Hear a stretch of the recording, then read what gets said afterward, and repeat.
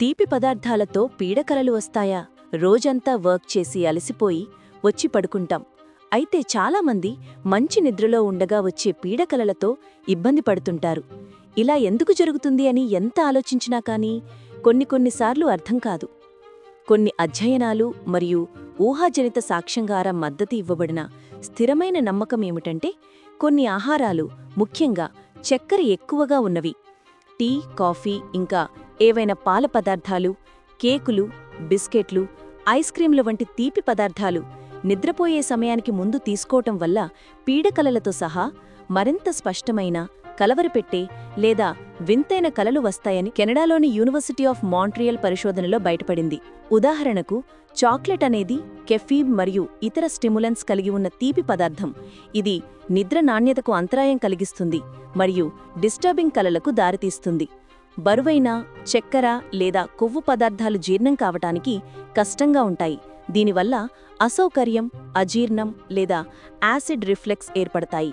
ఇది శారీరకంగా నిద్రకు అంతరాయం కలిగిస్తుంది మరియు కలలను కలగచేస్తుంది.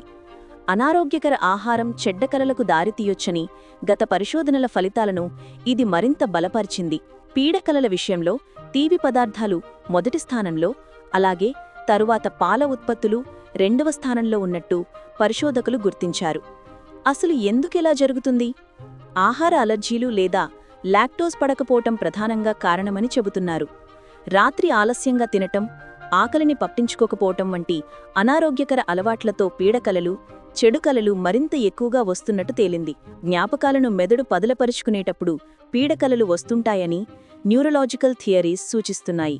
ఆందోళన, మెంటల్ స్ట్రెస్ వంటివి భయంకర కలలకు కారణమవుతుంటాయి. అయితే కలలు మారటానికి నిజంగానీ ఆహార అలవాట్లు కారణమవుతాయా? కలలు ఆహారాన్ని ఎంచుకోవటంలో ఎఫెక్ట్ చూపుతాయా అన్నది స్పష్టంగా తెలియరాలేదు.